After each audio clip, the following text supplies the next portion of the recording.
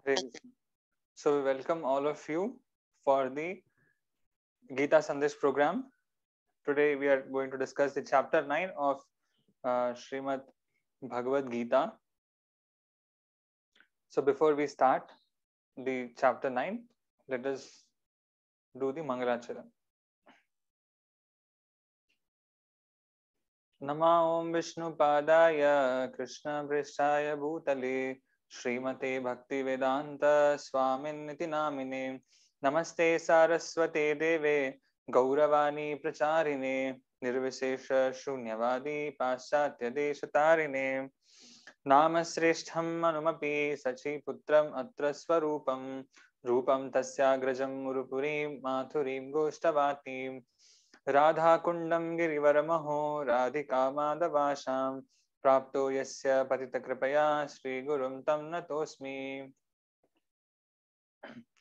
कृष्णादन्यमजानतक्षणमपि स्वप्नेऽपि विश्वेश्वरे तस्मिन् भक्तिमहैतुकीं विदधतो हृत्काय वाग्वी सदा श्रीलान् सद्गुणपुञ्जकेलिनिलयान् प्रेमावतारानहं वन्दे भागवतानिमाननुलवं मूर्ध्ना निपत्यक्षितौ आजानुलम्बितभुजौ कनकावदातौ सङ्कीर्तनैकपितरौ कमलायताक्षौ विश्वम्भरौ द्विजवरौ युगधर्मपालौ वन्दे जगत्प्रियकरौ करुणावतारौ जयतां सुरतौ पङ्गोर्मम मन्दमतेर्गति मत्सर्वस्वपदाम्बोजौ राधामदनमोहनौ नीलाचलनिवासाय नित्याय परमात्मने बलभद्रसुभद्राभ्यां जगन्नाथाय ते नमः. Hare Krishna. So we are in the 9th chapter of Bhagavad Gita. So this 9th chapter has been named by Shankaracharya as Rajavidya Rajaguhya Yoga. Okay. And whereas Madhvacharya named it as Rajaguhya Yoga. Vishwanath Chakravarti Thakur named it as Ananya Bhakti Yoga. And his Divine Grace, Bhaktivedanta Swami Srila Prabhupada, named it as Parama Guhya Jnanam, the most confidential knowledge. So in this chapter, we have given the title of this chapter, in essence, as Become My Bhakta and Fight. So in the previous chapter, Krishna was saying, in the 7th chapter, he was saying, become a yogi and fight. Yeah. So in the 8th chapter, he explained about gain knowledge of jnana and vijnana and fight. So here he is seeing that Arjuna can be taken even a little further. Yeah, further step. He can be advanced. Yeah, because he has given the knowledge of bhakti. So therefore, he's asking Arjuna, Krishna is asking Arjuna, become my bhakta and fight. Okay. So, relation to the previous chapter. So, this 9th chapter is actually related to the 7th and 8th chapters, both. So, Krishna started telling Arjuna about jnana and vijnana. We saw that in the 7th chapter, right? And the same topic is continued here in 9th chapter. So, Krishna discussed about Aishwarya Jnana, how he was saying that he is present everywhere. I am the strength of the men. I am the intelligence of the man. I am the light of the sun and the moon, like that Krishna was saying. Ashraya Jnana. Achintya Jnana, Swarupa Jnana, and Swabhava Jnana, and associated Vijnana is explained in 9th chapter. So that 7th chapter is further advanced in the 9th chapter. Similarly, the 8th chapter, towards the end, where Krishna is again talking about pure bhakti, right? How the devotees remember him and all, right? So he's taking further into explaining about bhakti yoga. So in this chapter, so in the previous chapter, he discussed about the devotees, how the devotees, they attain the Supreme Lord, how they remember the Supreme Lord, how they remember Krishna at the time of death, right? And now he is going to explain about his own nature, that is his own nature of Bhakta Vatsala, his own, and he's going to explain about the details of bhakti and bhaktas and its glory. Yeah. Become my bhakta and fight. In the first three verses, Krishna is going to tell how bhakti is very confidential, most confidential knowledge. So this ninth chapter is called as most confidential knowledge. Shri Bhagavan Uvacha idam tute guhyatamam pravakshyami anasuyave jnanam vijnana sahitam yajnatva mokshase shubhat. So in the seventh chapter also Krishna was saying that, jnanam vijnana. He was talking in the seventh chapter also about jnana and vijnana in the first verse, if you see. Here also he is talking about jnana and vijnana. So Krishna is saying that I will speak to you. Idam tute guhyatamam. Guhyatamam means most confidential knowledge. Guhyat, guhyatara, guhyatamam. Guhyat means confidential knowledge. Guhyatara means more confidential knowledge. Guhyatamam means most confidential knowledge. So we all have to hear this chapter very, very carefully. Because Krishna is giving the hint in the first verse itself that it is most confidential knowledge. I am going to speak to you, Pravakshyami, Anasuyave, because you are non-envious of me. Therefore, I am speaking this truth to you. Otherwise, you won't understand this. Like sometimes, suppose you have lots of property, for example, your bank balance, or suppose you have some personal problems, very, very confidential problems. You will speak to that person who is not envious of you, isn't it? Who you will speak to the person who is very dear to you, right? You won't reveal your secrets to anyone, right?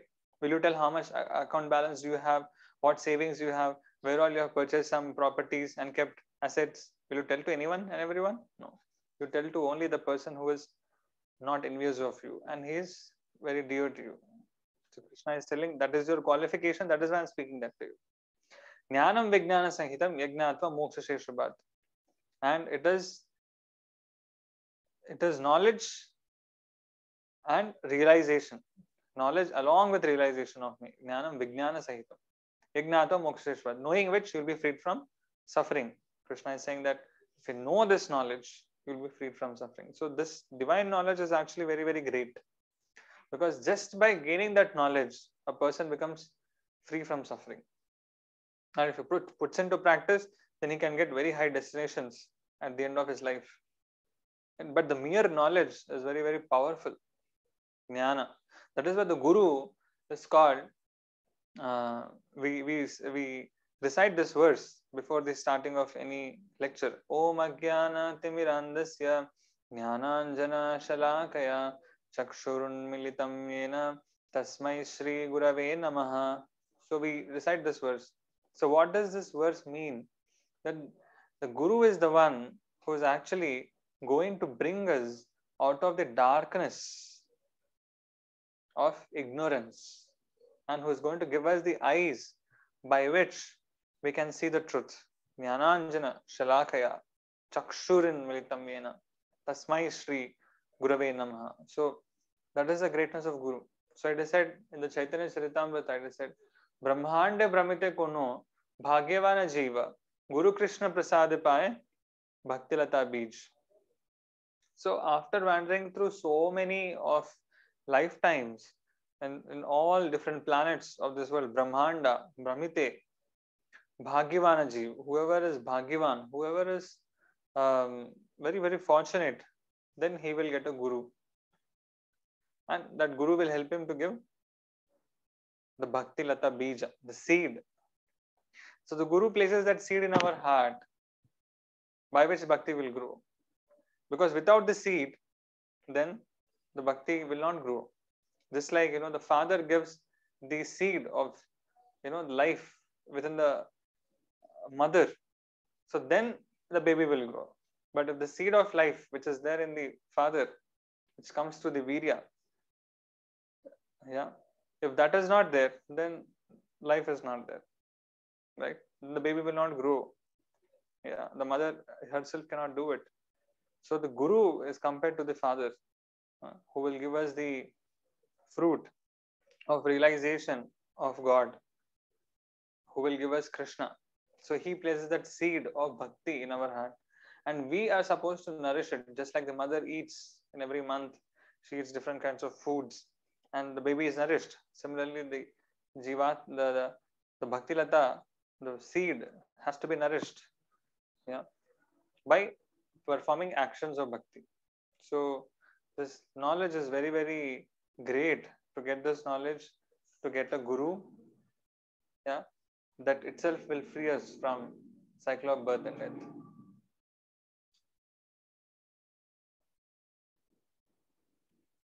राजविद्या राजगुह्यं पवित्रम् इदमुत्तमं प्रत्यक्षावगमं धर्म्यं सुसुखं कर्तुमव्ययम्. So he's saying Rajavidya, this is the highest type of bhakti, the most secret type of bhakti, Rajaguhyam, the most purifying of all methods, Pavitram, Idam Uttamam, it's great, yeah, which is directly realized, Pratyaksha Avagamam, Dharmyam, this highest dharma, Susukham Kartum Avyayam, it is very easy to execute, and it's Avyayam, it's eternal, so it is eternally present. So if bhakti is so simple to perform, why some of them do not perform? So Arjuna is getting this question. It is so simple, then why everyone is not doing it? Krishna is saying, Ashraddhadhana Purusha Dharmasyasya Parantapa Aprapya Mam Nivartante Mrityu Samsara Vartmani. He's saying, O afflictor of enemies, those who do not have faith in this bhakti do not attain me. So what it requires, though it is very simple, why it has to be, why one has to be very fortunate to be able to practice bhakti is because they must get that faith. Yeah. So very few people actually put faith in that. Yeah. And those who do not have faith, Ashraddhadhana Purusha, Dharmasyasya Parantapa, Aprapya Mam Nivartante Mutya Samsara, and remain on the path of transmigration and death. So they do not attain me. Aprapya, they don't attain me. Aprapya Mam, they don't not attain me. Right? And what they do? They Mrityu Samsara Vatmani, they will keep going in the path of Mrityu and Samsara. Then 4 to 10 verses, Krishna is explaining about how Bhagavan, that is Krishna, he is inconceivable. Right? Maya tatam idam sarvam jagad avyakta murtina matstani sarva bhutani nachaham teshu avastitaha. By me, in my unmanifested form, this entire universe is pervaded. All entities are dependent on me, but I am not dependent on them. Krishna is telling his own nature, how he is very inconceivable. So we might be getting this question, that how we are saying that God is a person and also is present everywhere, and his effulgence is a Brahman and everything. So these are all inconceivable knowledge. So we must understand that there is conceivable knowledge and there is inconceivable knowledge. Conceivable knowledge is within our our capacity, within our eyes, within what we can see, what we can hear, what we can feel, what we can smell, touch, and all these things. So that is in conceivable zone. I mean, those things which we can verify, which we can see. But to think that everything in this world should be falling into that zone where everything I should be able to see is Atishayokti. It is something exaggerating, right? It is over expectation, because we must understand that we are having limited, imperfect mind, imperfect senses. We have tendency to commit mistakes. We fall into illusions. Yeah, we have cheating propensity. All these things are there. So there is other kind of knowledge which is inconceivable. So how we can get access to that inconceivable knowledge is by having proper faith, Shraddha, in scriptures like this. Reasonable faith, proper faith. Yeah, we must have. Then only we can access these truths. Otherwise, we'll be ignorant throughout our life. Yeah. So Krishna is saying, by me, in my unmanifested form, this entire universe is pervaded. All entities are dependent on me, but I am not dependent on them. Which means, let us see last one. Which means taking the role of the Paramatma, Antaryami of this universe. So he's saying, I'm pervaded everywhere. That is by the Paramatma feature, which is my expansion, Krishna's expansion. Yeah, and he's controlling the entire universe with it. Nacha matstani bhutani pashyame yogamaishwaram bhutabhrin nacha bhutasto mamatma bhuta bhavanaha. And the living beings are not in me. See the inconceivable power of myself. By my mind, I maintain them and protect them. I'm protecting them is not in them. Okay. But I'm not in them. That's what Krishna is saying. That just by my mind, I maintain and protect them. But I'm not in them. The things created by me are not within me, like water in a pot. Huh? To understand the contradiction between Matstani Sarva Bhutani, Nacha Matstani Bhutani. Krishna says, this is my extraordinary yogam, Aishwaram. That's what he's saying. This is my extraordinary feature. Everyone is present in me, but I am not present in them. So water is present in the pot. Correct or not? Water is present in the pot, but the pot is not present in the water. So in that way, the Lord is actually maintaining all the jivatmas. Yatakasha sthito nityam vayu sarvatra go mahan tatha sarvani bhutani mastani ti upadharaya. Understand that as the mighty wind blowing everywhere rests always in the sky, all created beings rest in me. So just like the mighty wind, where is the wind resting? It is resting in the sky. Okay. Similarly, all created beings are resting in me. Yeah. So how does universe rest in Krishna? Sarva bhutani kaunteya prakritim yanti mamikam kalpakshaye punastani kalpadav visrajamyaham. O son of Kunti, at the end of the millennium, all material manifestations enter into my nature. And at the beginning of another millennium, by my potency, I create them again. So yesterday also we were discussing a little bit about how the Mahavishnu, from his pores, so many universes actually come out. Yeah, when he exhales. And when he inhales, all universes again go back into his body. Right? So this is how he is actually maintaining the universes. After all living entities merged in Prakriti, how they'll be created again? Prakritim swam avastabhya visrajami punah punah bhutagramam imam kritsnam avasham prakriter vashat. Being situated in Prakriti, which belongs to me, I create again and again all the entities according to their previous impressions beyond their control by my will. So the way we receive our future births, or we have received our births, is beyond our control. Can you control what is going to be your next life? Can you create that? It is beyond your control, right? It is under the control of Prakriti, right? So Prakriti, so Krishna has many energies. So he has Antaranga Shakti. He has many energies broadly classified into Antaranga Shakti, Bahiranga Shakti, and Tatastha Shakti. So Antaranga Shakti is internal energy. Bahiranga Shakti is external energy. And Tatastha Shakti is marginal energy.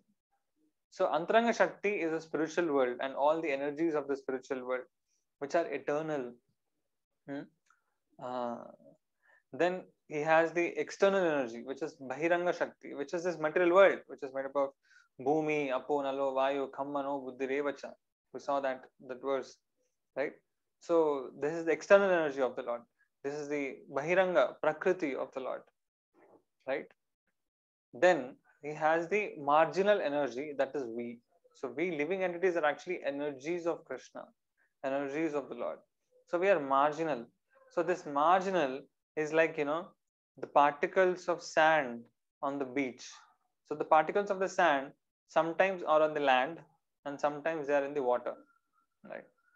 So in the same way, we are marginal energy. So we can come to this material world or we can go to the spiritual world. Depends on our choice.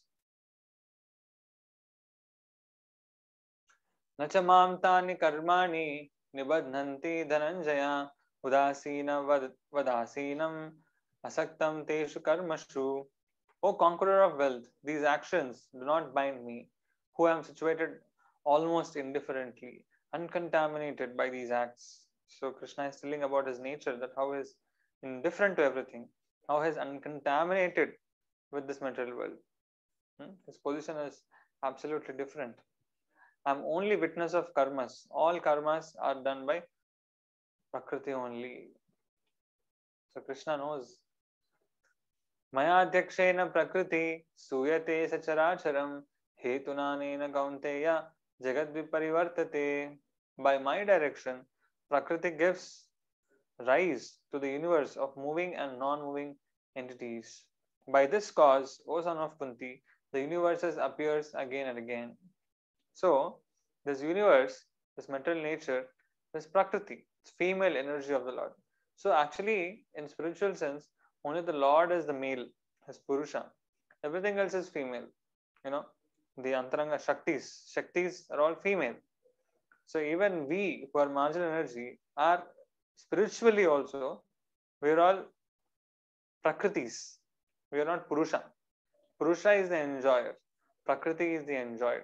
Purusha is the controller. Prakriti is controlled. Purusha is the actual owner. Prakriti is the servant. Purusha is the master. Prakriti is the servant. Right? Like that. So Purusha is the energetic and Prakriti is the energy. So like this we can see the differences between Purusha and Prakriti.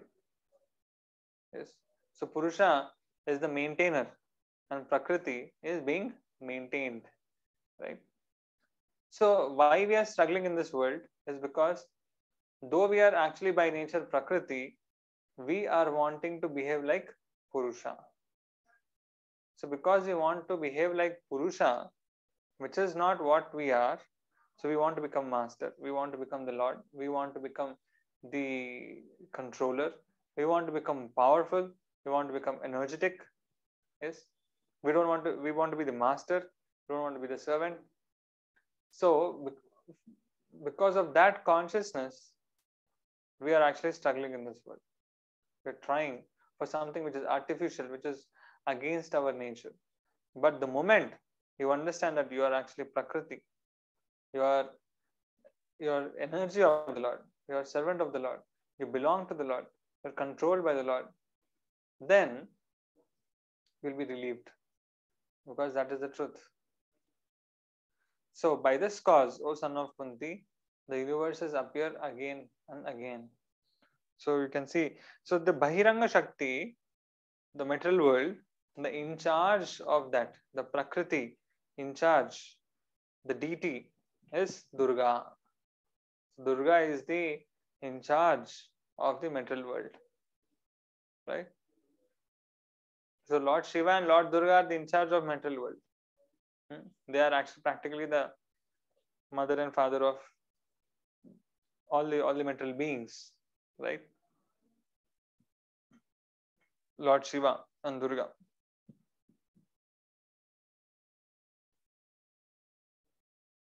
Why some jivas cannot understand your nature? Only intelligent people take to bhakti and fools cannot. So Krishna is now glorifying about how intelligent one is actually, if you should be able to become a devotee. Avajananti ma mudha manushim tanumashritam param bhavam ajananto mama bhuta maheshwaram. The fools deride me, the Lord of all beings, in this eternal human form, not knowing it is my original spiritual form, pure Brahman, higher than all else. So he's saying, Avajananti ma mudha. Those who are mudha, they don't know me. Avajananti, they cannot understand me. Why? Manushim tanumashritam. So when Krishna takes a human form, hmm, they don't understand that it is his actual original form. Param bhavam ajananto. They don't understand. Mama bhuta maheshwaram. Hmm?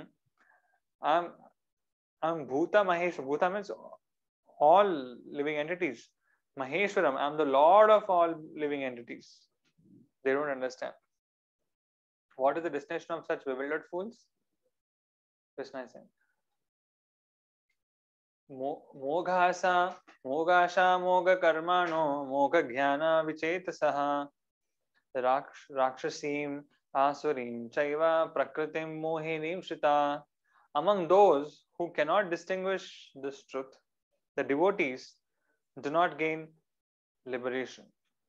The karmis do not attain their material fruits, and the jnanis get no result from their knowledge.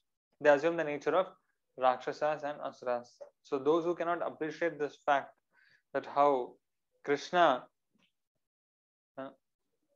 Krishna's form is actually spiritual, it is eternal, who cannot understand this form, who cannot understand this truth, they cannot attain any any goals of their respective yogas. They cannot understand, they cannot attain that. Bhakti yoga, he cannot a bhakti yogi, he cannot attain liberation if he doesn't understand this fact. Similarly, even the karmis, they cannot attain the fruits. The jnanis, they cannot attain the knowledge. So what will happen if they don't accept this fact? Then they will assume the nature of Rakshasas and Asuras. So just like, here we have put a photo of Shishupal. And Shishupal was actually cursing all ill words to Krishna. He was not able to understand Krishna is actually the Supreme Lord.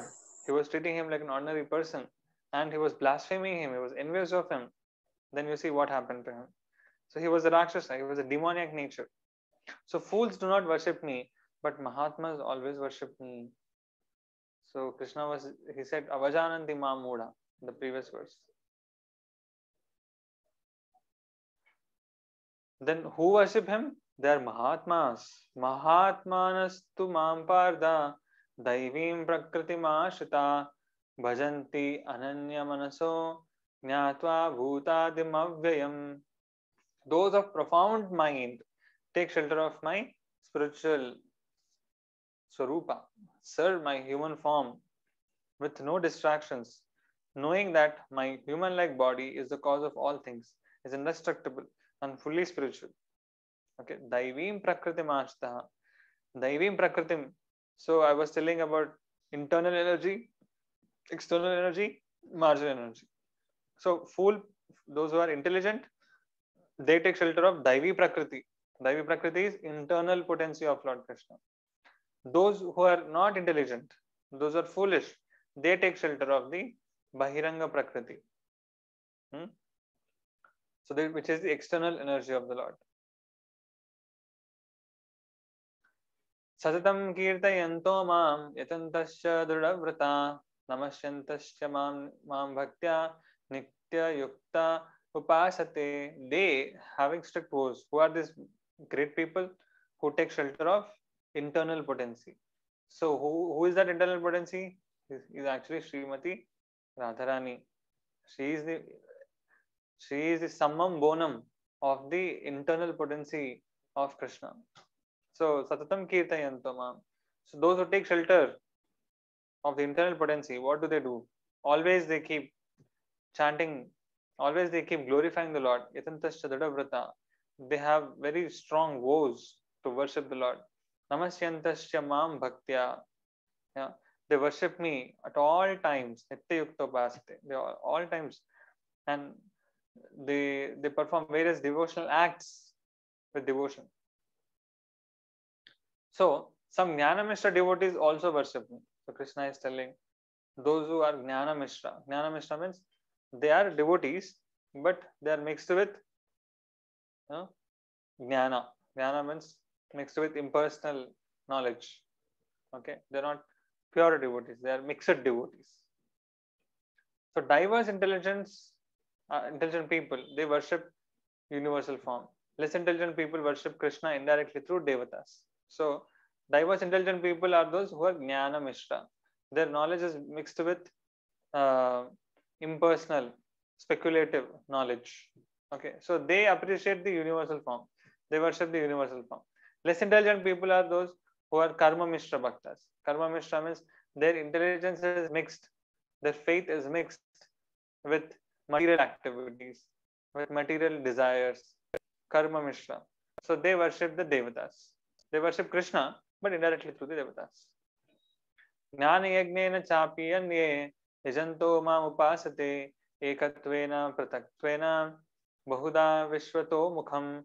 Others who engage in sacrifice but the cultivation of knowledge worship the Supreme Lord as the one without a second, as diverse in many and in the universal form. So now Krishna is telling in 4 slokas that he is the universal self. Meditation on universal form also is called Jnana Yoga. So Jnana Yajna, meditation on the universal form. Yeah.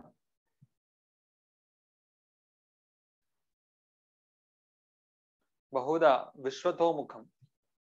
So that is the universal form. They worship the universal form.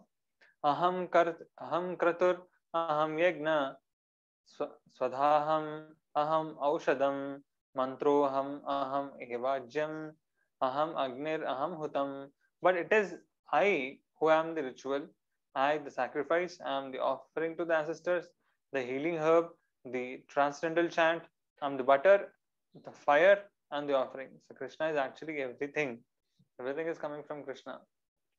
Pitaham asya jagato mata dhata pitamaha vedyam pavitram omkara riksama yajurevacha. Krishna is saying that I am only the father, I am only the mother. Mata dhata pitamaha. I am the father of the whole universe. I am the mother, I am the supporter. Right? And then he's saying that I am the omkara. I am the object of knowledge. Right? I am the syllable Om. I am also Rigveda, Yajurveda, Samaveda, Atharvaveda, everything. Gatir Bharta Prabhu Shakshi Nivasa Sharanam Suhrat Prabhava Pralaya Sthanam Nidhanam Bijam Avyayam. I am the goal, the sustainer, the master, the witness, the abode, the refuge, and the most dear friend. I am the creation and annihilation, the basis of everything, the resting place and the eternal seat. So you see here the flow is similar to that of the 7th canto, right? The 7th canto where Krishna suddenly stopped because Arjuna starts asking some questions. Yeah, Adi Bhutam, Adi Daivam and all those things. So he clarifies in 8th chapter. Again he switches back to the same flow which he was actually continuing in the 9th chapter. तपामि अहम वर्षम निघ्रणामि उत्सृजामि च अमृतं चैव मृत्युश्च सदसच्चाहम Arjun. O Arjuna, I give heat and I withhold and send forth the rain. Okay, right now it's raining in Hyderabad. So Krishna actually sends the rain. Krishna gives the heat. I am immortality and I am also death personified. Yeah. So his immortality for whom? For the devotees, because at the time of death the devotees actually attain immortality because they go back to the spiritual world. Yeah, they get spiritual bodies. But for those who who do not perfect their lives, who do not become devotees of the Lord, then at the time of death they see Krishna as death personified. Then everyone will be fearful, right? The most fearing thing is the death. त्रैविद्या मां सोमपापूत पापा यज्ञैरिष्ट्वा स्वर्गतिं प्रार्थयन्ते ते पुण्यम् आसाद्य सुरेन्द्रलोकम् अश्नन्ति दिव्यान् दिवि देव. Bhogan Ashranti Divyan Divi Deva Bhogan. So, those who, knowing the three Vedas, worshipping me indirectly through sacrifice, drinking soma, and becoming purified, pray for Swarga. Okay. So, those who worship this, uh, those who are attracted to the flowery words of the Vedic scriptures, yeah, because in the Vedas, most of that, three-fourths of it actually talks about material things, how you can be happy, how you can worship this devata, how you can fulfill this desire, how you can fulfill that desire, so many things like that. So they go to Swarga. Usually they all want to go to heavenly planets, enjoy there. Attaining punya in the form of the planet of Indra, they enjoy in heaven the pleasures of the devatas. Ashranti, they enjoy Divyan, Divi, Deva, Bhogan. Bhogan means enjoyments. ते तं भुक्त्वा स्वर्गलोकं विशालं क्षीणे पुण्ये मर्त्यलोकं विशन्ति एवं त्रयी धर्मम् अनुप्रपन्ना गतागतं कामा लभन्ते. Having enjoyed the vast pleasures of Swarga and exhausting their merits. So just like, you have a credit card balance. So what happens? You have a good amount of credit card balance, then you keep swiping it, and you use it. You purchase refrigerator, you purchase this, you purchase that, so many things. Then what happens? The merit gets finished. Then what? Then you can't no more enjoy with that credit card. Similarly, here also, the merit, as much as punya you had, that much only you can enjoy in the heavenly planets. After that is finished, then you have to Kshine Punye Martyalokam Vishanti. You have to fall back into Martyaloka. Martyaloka is this earth, the Bhuloka. So you have to fall down to this place. And then what? Again, take repeated birth and death. According to different Gatagatam, Kama Labhante, different kinds of enjoyments. Ananya Sintayanto Mam ये जना पर्युपासते तेषां नित्याभियुक्तानां योगक्षेमं वहाम्यहम्. But those who always worship me with exclusive devotion, meditating on my transcendental form, to them I carry what they lack and I preserve what they have. So this is a very, very great sloka. This even comes in the Vishnu Sahasranama. The sloka is there. अनन्याश्चिन्तयन्तो मां ये जना पर्युपासते तेषां नित्याभियुक्तानां योगक्षेमं वहाम्यहम्. So Krishna is saying योगक्षेमं वहाम्यहम्. I personally take care of your yogakshema. That means I personally take care of you. Everything is being taken care. Whoever worships with ananyashintayanto mam, with great determination, one who remembers me, who takes shelter of me, always engaged in my devotional service. Yogakshema vahamyam means I give them what they lack and I preserve what they have. So then Krishna is saying this is for a pure devotee, a sincere devotee, a strict devotee, a sincere and serious devotee, right? Then what about others who worship demigods and all? येपि अन्य देवता भक्ता यजन्ते श्रद्धयान्विता तेपि माम एव कौन्तेय यजन्ति अविधिपूर्वकम्. So he's saying that those are devoted to the devatas with faith and worship them. They also worship me. Yeah, because ultimately the Yajna Purusha is me. I am the person who is giving power to these devatas. I am the person who is giving the post to these devatas, right? But they're worshipping me in a wrong way. He's saying, Yajanti Avidhi Purvakam. But that is not the. So one might say that ultimately, I see, I'm worshipping Krishna itself, Krishna himself, by worshipping the devatas. But Krishna is saying that is Avidhi Purvakam. That is wrong method. So what will happen to them? Aham hi sarva yagnanam bhokta cha prabhurev cha natumam abhijananti tatve natas chavantite. I am the enjoyer and master of all the sacrifices. Those who do not know me in truth continue to take birth. So why they are not able to attain me? They are also worshipping you indirectly, right? So why they are not able to attain you, Krishna? If they're worshipping you indirectly, but they have to attain you because ultimately they're worshipping you indirectly. Yanti deva vrata devan, pitran yanti pitravratan, bhutani yanti bhuteja, yanti madhyajinopimam. So he's saying, those who worship devatas, they go to devatas. Those who worship pitrus means, their ancestors, they go to the ancestor planets. Those who worship ghosts, they go to ghosts, right? And those who worship me, they come to me. Simple. What is there in that? That's what Krishna is saying. So then Arjuna is putting a question. What is so special about devotees? Why you are so partial to them? Then 26 to 34. Patram pushpam phalam toyam yo me bhaktya prayachati tadaham bhakti upahritam ashnami prayatatmanaha.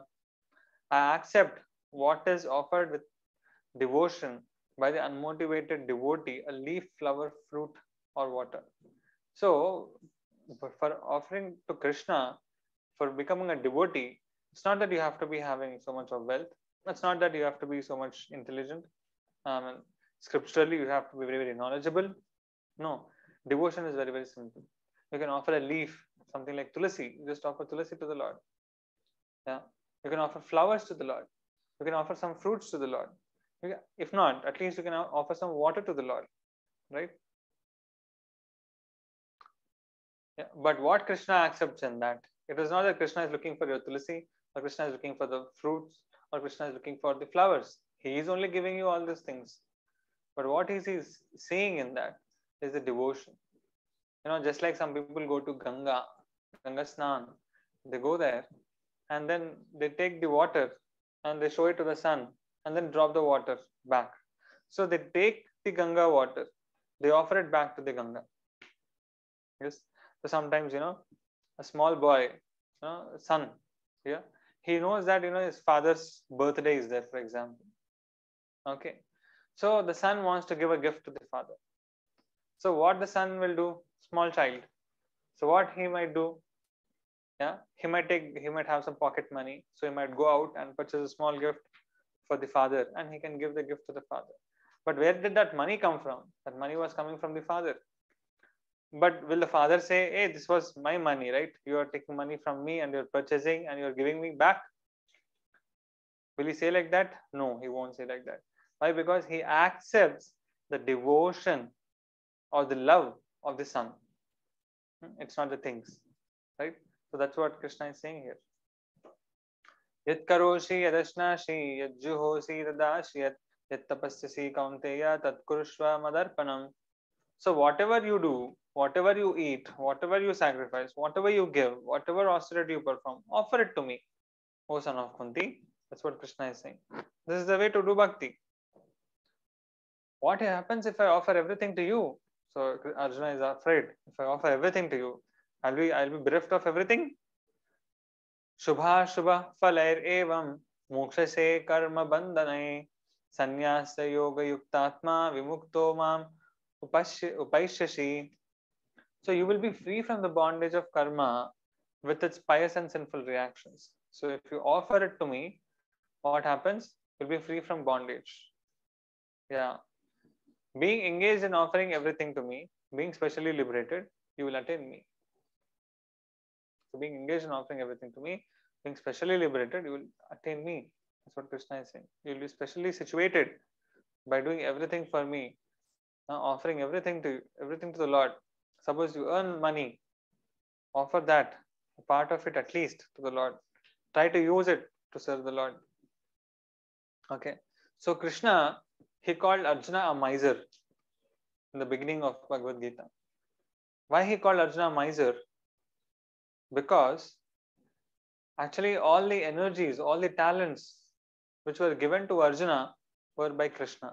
It is by Krishna's will that Arjuna has become so powerful. But Arjuna is not utilizing what was given to him by Krishna for Krishna. So therefore he is a miser. So we should not become misers in this world. We should understand everything actually belongs to the Lord, and therefore we should try to offer whatever we have to the Lord. So how to offer? That is a confidential knowledge that we have to understand by association of devotees. Right? So demigod worshippers are falling down and devotees are getting liberated. Is it not partiality? We might get a question. What is this? Those who are worshipping demigods are becoming more and more materialistic. Yeah, they're going into dark regions of material nature. But those who are worshipping Krishna, they're getting liberated. Why this is difference? Why is this partiality? Krishna is saying, no, I am not partial, Baba. He's saying, Samoham sarva bhuteshu name dveshosti na priya ye bhajanti tu mam bhaktya mayi te teshu chapyaham. He's saying that I am equal to everyone. I do not hate anyone or do I favor anyone. But those who worship me with devotion are in me and I am in them. Right? So it is not that Krishna is favoring anyone, because everyone has an opportunity to become devoted to the Lord. Correct? So when everyone has the opportunity, everyone has the capacity, then why to find fault with the Lord? So if someone is not having a favorable attitude or doesn't have a devotion to the Lord, that is his own problem. So Krishna is saying that everyone can become devoted. It's not that I favor anyone or I hate anyone. It's just that they are not choosing it properly. So it is not partiality. It is the glory of bhakti. Even a person with bad conduct can please me with bhakti. Krishna is saying here. Api chet suduracharo bhajate mamananya bhag sadureva samantavyaha samyak vivasito hisat.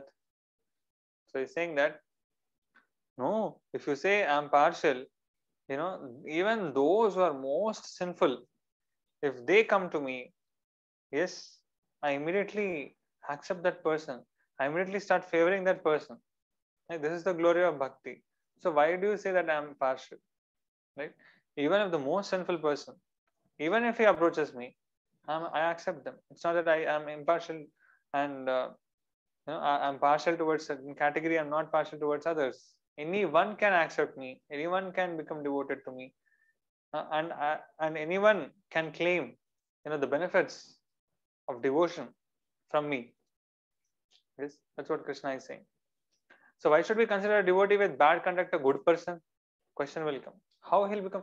He was very, very bad. He was doing all kinds of sinful activities. Then suddenly becomes a devotee. Then how we can consider him a good person? Kshipram bhavati dharmatma saswat shantim nigachati kaunteya pratijanihi name bhakta pranashati. He says that very quickly he becomes a righteous person and becomes completely devoid of contamination. So he's saying that, yeah, so even if he's most sinful, yeah, but if he takes to devotional service, very, very quickly he becomes a devote. He becomes a righteous person. He becomes devoid of contamination. O son of Kunti, you declare that my devotee never perishes. He's saying to Arjuna, Kaunteya, you declare, Name Bhakta Pranashati, my devotee never perishes. So here we saw an example of Prahlad Maharaj, how he was so much tortured by his father, Hiranyakashipu. But though he was a small boy, just 5 years old, but he was always protected by the Lord. We see over here Narsingadev, he came out of the pillar and he protected the Lord. So he's saying that you declare that my devotee, he never perishes. Mam hi pardavya prashritya yepi syu papayonayah striyo vaishyastadha shudras tepi anti param gatim.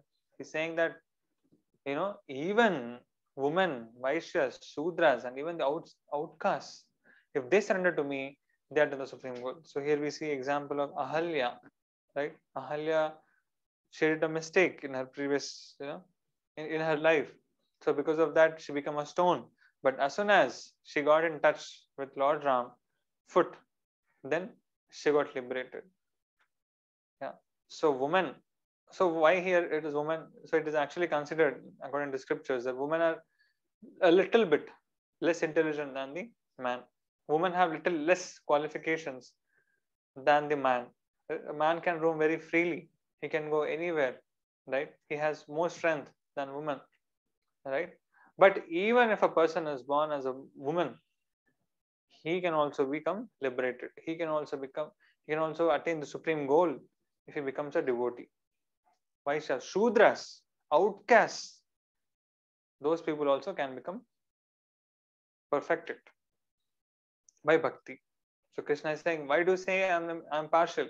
See, anyone, everyone, whatever background they are, you sinful, pious, no, whichever background, low status, high status, low class, high class, anyone can get my favor. So don't say me that I am partial. That's what Krishna is saying. So what about people with pious background? Yes. Kim punar brahmana punya bhakta rajarshayastadha anityam asukham lokam imam prapya bhajasvamam. What then to speak of devotees who are pure brahmanas or kings? Therefore, having come into this impermanent world of little happiness, worship me. And saying that what to speak about if all these kinds of people who are lowly situated, they can attain the supreme goal. What to speak about brahmanas who are naturally very intelligent? What to speak about kings who have great wealth and power and they don't have any misery?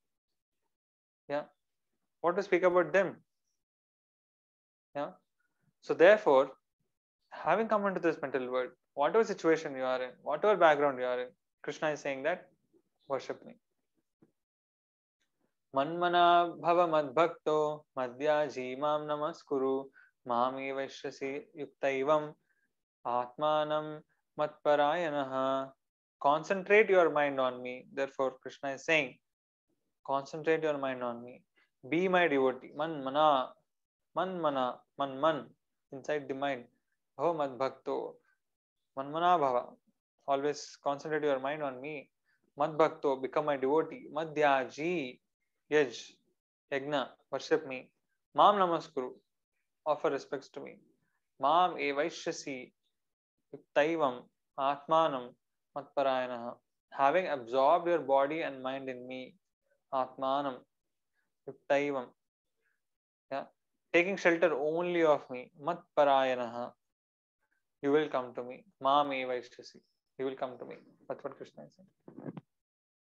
So, this is the mind map of chapter 9. So, we saw how bhakti is confidential, how Bhagavan is inconceivable. Bhakti is only for the intelligent. 11 to 25 is how Krishna is saying that Mudha, who are less intelligent, how they don't accept the form of the Lord. Those are intelligent, they accept the form of the Lord. They take shelter of the internal energy of the Lord. Yes. And then finally, he's talking about bhaktas, how they're very, very glorious. Yes.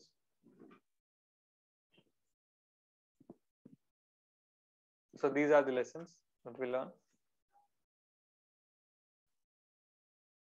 So bhakti is highest knowledge, the greatest karma. Bhakti is the best yoga. So Krishna is not partial to anyone. He's saying, then those are fools, they take shelter of Maya, which is Paraprakriti, and those are intelligent Mahatmas, they take shelter of Daivim Prakriti. Then he's talking about demigod worshippers who are worshipping the demigods, like Shiva or Durga, Ganesh, or whoever it is. So they are worshipping me indirectly, but that is improper. Then what is the right kind of worship? The way the devotees are worshipping, they're worshipping me exclusively and constantly. So then towards the end, Krishna concludes that always think of me, chant my names, worship me, offer prayers to me, offer respects to me. So this is how the 9th chapter is concluded. Hare Krishna.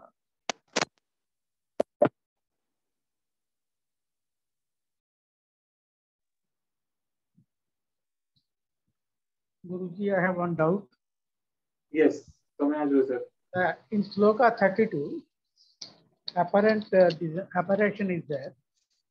Krishna says that Striyau Vaishastadha Sudraste. Why that Is it an implication that women are lesser mortals? Yeah, according to the Vedas, a woman, the birth of a woman is considered to be lower than the birth of a man. Why? Because men have many advantages physically, mentally over women. One is that they're naturally they're stronger. Uh, Women are more emotional, whereas men are more rational.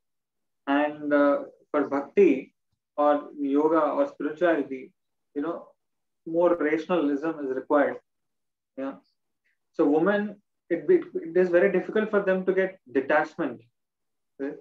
For men, it is very easy to get detachment. You know, a man can go to Himalayas alone. Yeah, he can withstand the heat and cold and perform austerities. Whereas a woman, it is not possible. If she's alone, she might get exploited, right? So in this way, there are a lot of differences.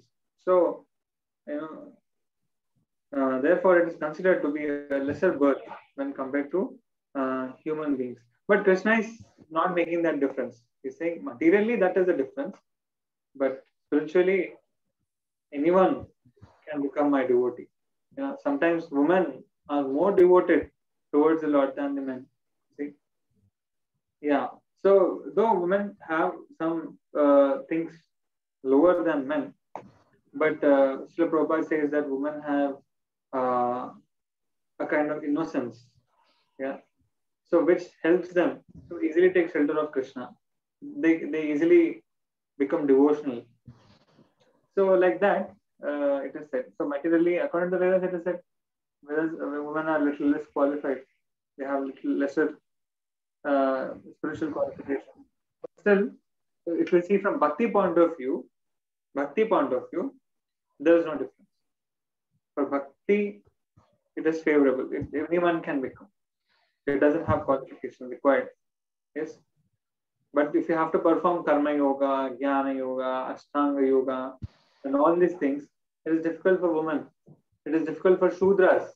In the previous ages, the Shudras were not given education at all. So then how they can perform jnana yoga? They are not allowed to read scriptures. Correct? But for bhakti, there is no distinction like this. For devotion, it is not anyone's property. Devotion, it can be there in a woman, it can be there in Shudras, it can be there in outcast people, right? So for social ostracization, they are not responsible. For which? Social ostracization, that means very down. Social ostracization. Yes. But they're not responsible. Society has punished them. Maybe, in my opinion, unjustly. Yeah, the way society is, that is like it is not in our hands. Different governments, different societies, different cultures. It's all different. If you go to US, America, all are equal. There is nothing like Shudras and Brahmanas and this and that. Yes. There is nothing like man, woman. They have got equal things. But it has its own disadvantages. It has its own advantages. So we are not going to think about that, which is better society, Indian or American, or everywhere there are problems. There's Kali Yuga. Everywhere it's degraded. There are no values and there are problems everywhere. But we have to understand the context here, which Krishna is saying, is that the speciality of bhakti is that even people are from various backgrounds, even if they are from outcasts, even if they are from very sinful backgrounds, still they can become great devotees. That is the glory. Like if you see Srila Prabhupada, he had actually started the International Society for Krishna Consciousness, that is ISKCON, in the West. It was started in New York, the first ISKCON. It was started in New York, for example, if you see, right? So it actually started in the Western countries. where those people and most of the people who became devotees and followers of Srila Prabhupada from the West, they were into, everything, all sinful activities, sex, smoking, gambling, intoxication, drugs, and everything, right? But it didn't take much time for them to become serious. And then Prabhupada, after he went all over the world in Western countries, then he brought all these Western devotees who became so pure. They were wearing tilaka, they were wearing kantimala, they were chanting Hare Krishna, they were giving lectures about Krishna, just doing vidangas, kartas, singing, chanting glories of Krishna. They are doing so many things. And he brought them to India, and then Indians were shocked, right? Indians were shocked.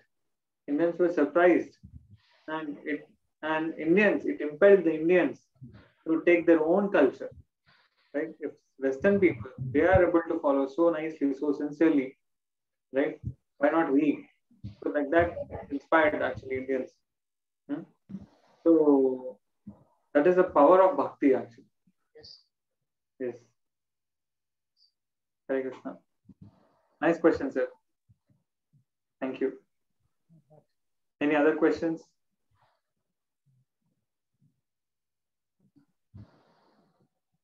Any other questions?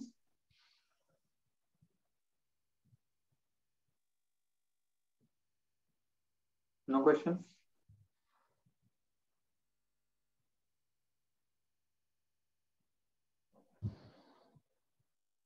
Jessica, madam, you have any question? Not able to unmute. So good.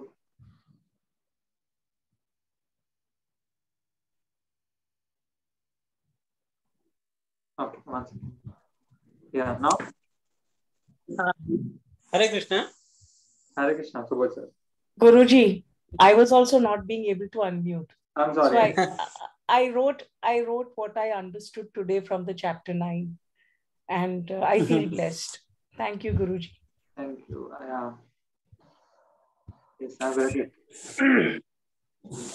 Hare Krishna. Prabhuji, one simple question. In two of the shlokas today, one of them is slok number 20. Okay. In which Vedas are mentioned. Shloka number 20. 20. 20. 20. Okay. So in both the shlokas, only 3 Vedas are mentioned. Atharva Veda is not mentioned. I was wondering why it was like that. Yeah. Rigveda, Yajurveda, Samaveda. Atharva Veda is not there in both of the shlokas. Yes. So it is said that I heard this. I have to actually clarify this once again. I can't clear it, but what I have heard is that the Rig, Yajur, and Samaveda, they have all the it is all material knowledge. Like you see Ayurveda, Jyotisha Shastra, all these kinds of material knowledges, they are the first 3 parts. So but I feel Atharva Veda is on the Prabhuji, I feel Atharva Veda is on the similar line. Even oldest is the Rig Veda. Atharva Veda is the newest, as it is told. Actually, there was only one Veda. Actually, there was only one Veda. But for the yeah, just before Kali Yuga, Veda Vyasa had divided that Veda into Rig Veda, Yajur Veda, Samaveda, Atharva Veda. Yeah, that division is there. But I have to clarify. I'll check what is the exact reason. Oh, okay, Prabhuji. Dhanyavad. So actually, 3 Vedas also means Vedas also there are different kind of divisions. Okay, like there is Tamoguna part, Rajaguna part, Sattva part, and Shuddha Sattva part. Okay, so there are Puranas, there are Upanishads, which are all falling into different guna. Yeah, categories. Rajaguna, those are for Rajaguna people, those are Tamoguna people, those are for Sattva people. So now when he's talking about 3 Vedas, so he's talking about these kind of these scriptures. So, but in the Vedas, there is also Shuddha Sattva category. So, which is like the Bhagavad Gita. If you see the Bhagavatam, there are some Upanishads like Isha Upanishad. So these are like spiritual parts. So these are considered in a different category. But I think Vedas all are in one. So far as I think. Veda means 4 Vedas. Vedas are 4 Vedas according to Rig Veda, Yajurveda, Samaveda. Yes. But there's a different categorization also. Which is what I said. So why only Rig Veda, Yajurveda, Atharva, Samaveda are mentioned? I'll find out the exact reason. But what I've heard long back is that these are having all the material knowledges. Jyotishya, Ayurveda, all this. But whereas the other one, which is there, it has only the spiritual part. So Guruji, does it mean that Atharvaveda means some higher knowledge than all these 3? Yes. Okay. I'll find out exact reason. Okay. But this is what I've heard previously. Okay. I have not explored into that too much. Okay, Prabhu. I'll tell you tomorrow. Hare Krishna. Okay, Prabhu. Dhanyavad.